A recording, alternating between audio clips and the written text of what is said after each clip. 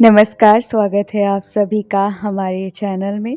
हम सुन रहे हैं आशुतोष गर्ग जी द्वारा लिखित पुस्तक जिसका नाम है अश्वत्थामा, महाभारत का शापित योद्धा। इस पुस्तक का हमने भाग 20 पढ़ना आरंभ किया था, तो चलिए उसी को आगे पढ़ते हैं। परशुराम और भीष्म के बीच युद्ध हुआ? मैंने आश्चर्य से पूछा। हाँ, पिताजी बोले। उन दोनों महारथियों के बीच घमासान युद्ध हुआ, जिसे देवताओं समेत पूरे संसार ने देखा। अंत में जब कई दिन के बाद भी हार जीत का निर्णय नहीं हो सका, तो भीष्म की माता गंगा के हस्तक्षेप के बाद इसे रोक दिया गया। परशुराम जी भी अंबा को न्याय नहीं दिलवा सके। अंबा के धैर्य का बांध टूट चला था। समय ने उसके घाव भरने के बजाय और गहरे कर दिए थे। भीष्म से प्रतिशोध की उसकी इच्छा ने रौद्र रूप धारण कर लिया और वह भीष्म को पराजित करने का नहीं, अपितु उसके वध का उपाय खोजने लगी। जब मनुष्य को मनुष्य से सहायता की आशा नहीं रहती, तो वह ईश्वर की शरण में जाता है। अंबा ने भी अपने उद्देश्य की पूर्ति हेतु यमुना तट पर कठिन तप आरंभ कर दिया। 6 माह तक केवल वायु पर और फिर 1 वर्ष तक निराहार रहकर उसने यमुना जल में तप किया।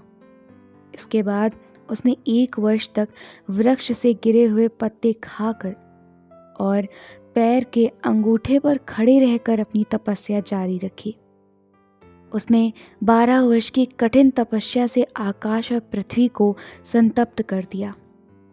उसके घोर तप के प्रभाव से उसका आधा शरीर अंबा नाम की नदी हो गया और शेष आधे शरीर से उसने वत्स देश के राजा की कन्या के रूप में जन्म ले लिया। अपने उस जन्म में भी उसने तप नहीं छोड़ा, तो आखिर उमापति भगवान शंकर ने उसको दर्शन दिए। उसने वरदान में भगवान शिव से भीष्म का वध करने का उपाय पूछा। तब भगवान शंकर ने अंबा से कहा कि भीष्म को इच्छा मृत्यु का वरदान प्राप्त है, इसलिए वे अंबा को भीष्म के वध का वरदान तो नहीं दे सकते, किंतु उन्होंने अंबा को यह वचन दिया कि वह अपने अगले जन्म में युद्ध के दौरान भीष्म के वध का कारण बनेगी। परंतु फिर अंबा का क्या हुआ? मेरी उत्सुकता को पंख लग चुके थे और मैं उस कथा को पूरा सुने बिना सोना नहीं चाहता था।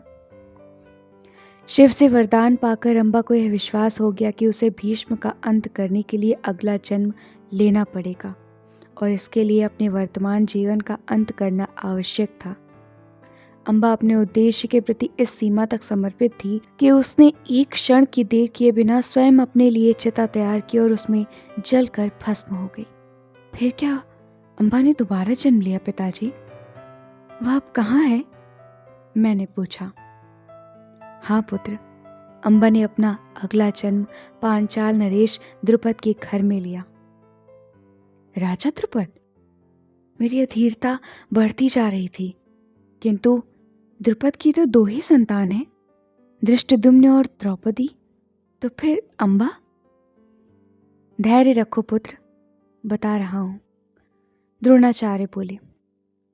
यह अर्ध सत्य है कि द्रुपद की 2 संतान हैं। पूर्ण सत्य यह है कि धृष्टद्युम्न और कृष्णा से पहले अंबा ने द्रुपद के घर में कन्या रूप में जन्म लिया था। उसी कन्या का नाम शिखंडी है। तो क्या शिखंडी स्त्री है? परंतु पितामह भीष्म तो कह रहे थे कि वो युद्ध में शिखंडी पर वार नहीं करेंगे। शिखंडी स्त्री होकर युद्ध में कैसे भाग लेगी? मेरी जिज्ञासा अपनी सीमाएं लांघ चुकी थी। यह भी एक रहस्य है पुत्र, पिता द्रोण ने कहा। शिखंडी का जन्म कन्या के रूप में ही हुआ था, किंतु द्रुपद के अंदर पुत्र प्राप्ति की इच्छा इतनी प्रबल थी कि उसने लोगों के बीच यह प्रचार किया कि शिखंडी कन्या नहीं पुत्र है। इसके अतिरिक्त अपने झूठ को सत्य सिद्ध करने के लिए द्रुपद ने शिखंडी को आरंभ से ही पुत्र के संस्कार दिए और पुत्र की ही भांति उसका पालन पोषण किया। इसका परिणाम अत्यंत भयंकर हुआ। कुछ समय बाद शिखंडी विवाह योग्य हो गई, किंतु द्रुपद के अपने प्रचार के कारण लोग शिखंडी को युवक ही समझते थे। इस बीच दशारण राज हिरण्यवर्मा ने शिखंडी, जैसे वह युवक समझता था, के साथ अपनी कन्या का विवाह का प्रस्ताव भेजा। द्रुपद दुविधा में पड़ गया, परंतु उसके लिए अपनी प्रतिष्ठा और लोकलाज का बोझ इतना अधिक हो चुका था, उसने विवशता में हिरण्यवर्मा का प्रस्ताव स्वीकार कर लिया। क्या द्रुपद ने ऐसी मूर्खता कर डाली? स्त्री का स्त्री से ही विवाह हो गया? मुझे इस कथा पर मानो विश्वास नहीं हो रहा था। हाँ पुत्र, नियति की यही इच्छा थी। द्रोण बोलते रहे। विवाह के उपरांत जो अपेक्षित था वही हुआ। शिखंडी की पत्नी ने अपने पिता दशारण राज को सच बता दिया, जिसके फलस्वरूप दशारण राज ने शिखंडी को बुरी तरह अपमानित किया। शिखंडी ने लज्जित होकर घर त्याग दिया तथा वन में जाकर रहने लगी। वहीं उसकी भेंट स्थूणाकर्ण नाम के एक यक्ष से हुई। शिखंडी ने उसे अपनी व्यथा सुनाई तो यक्ष को उसके ऊपर दया आ गई। उसने शिखंडी का स्त्री रूप लेकर उसे कुछ समय के लिए अपना पुरुषत्व दे दिया, ताकि शिखंडी दशार्ण राज को अपने पुरुष होने का विश्वास दिलाकर अपने ऊपर लगे अपमान का धब्बा मिटा सके। यक्ष और शिखंडी में यह समझौता भी हुआ कि कार्य पूरा होने के बाद शिखंडी लौटकर यक्ष को उसका पुरुषत्व लौटा देगी। इसके बाद यक्ष ने शिखंडी का स्त्री रूप ले लिया और देखते ही देखते अबला शिखंडी ने युवा पुरुष का रूप धारण कर लिया। यह तो लिंग परिवर्तन का अद्भुत उदाहरण है पिताजी, मैंने आश्चर्य से कहा। उसके बाद क्या हुआ? इसके बाद द्रोण ने आगे कथा बढ़ाते हुए कहा। शिखंडी सीधा दर्शनराज के पास आया और अपने पौरुष परीक्षा उत्तीर्ण करके उसे दर्शनराज के संदेह को गलत सिद्ध कर दिया। यक्ष से हुई संधि के अनुसार शिखंडी जब दोबारा वन में लौटा तो उसने देखा कि यक्ष स्थूणाकर्ण विलाप कर रहा था।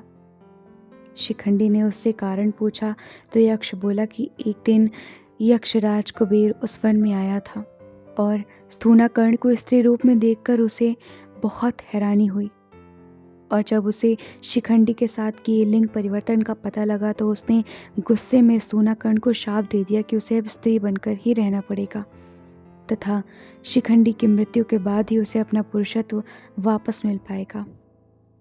स्थूणाकर्ण को हुई असुविधा के लिए शिखंडी दुखी तो हुआ, किंतु वह असहाय था। इसके बाद युवक शिखंडी अपने पिता द्रुपद के पास पांचाल लौट आया। किंतु आपको यह सब कैसे पता है? मुझे लगा मैंने यह प्रश्न अपने पिता से बहुत देर में पूछा। शिखंडी के पांचाल वापस लौटने पर द्रुपद बहुत प्रसन्न हुआ और उसने धृष्टद्युम्न के साथ शिखंडी को धनुर्विद्या सीखने मेरे पास भेजा था। तुम्हें यह सब इसलिए नहीं पता क्योंकि उन दिनों तुम कुरुवंश के राजकुमारों के साथ प्रवास पर गए हुए थे और तुम्हारे वापस आने से पूर्व शिखंडी तथा धृष्टद्युम्न अपनी शिक्षा पूरी करके लौट चुके थे। ओह, तो भीष्म पितामह शिखंडी पर इसलिए वार नहीं करेंगे क्योंकि वे जानते हैं कि पुरुष रूप में शिखंडी वास्तव में स्त्री है। हाँ पुत्र, द्रोण बोले, और शायद इसी तरह भीष्म की मृत्यु का निमित्त बनकर शिखंडी के रूप में अम्बा अपना प्रतिशोध पूर्ण कर पाएगी। पिता द्रोण ने रहस्य की अंतिम परत हटाते हुए कहा। हम सब भी तो अपने पूर्व जन्मों में स्त्री या पुरुष रह चुके हैं, तो क्या किसी पुरुष को जो पूर्व जन्म में स्त्री था पुरुष न मानकर स्त्री ही मानते रहना बुद्धिमत्ता है? अतीत व पूर्व जन्मों के तंतु परस्पर गुथ कर किस प्रकार वर्तमान के विन्यास एवं भविष्य की रचना करते हैं? क्या शिखंडी के लिए भीष्म की इच्छा मृत्यु के कवच को भेद पाना संभव होगा? यही सब सोचते सोचते मेरी आंख लग गई।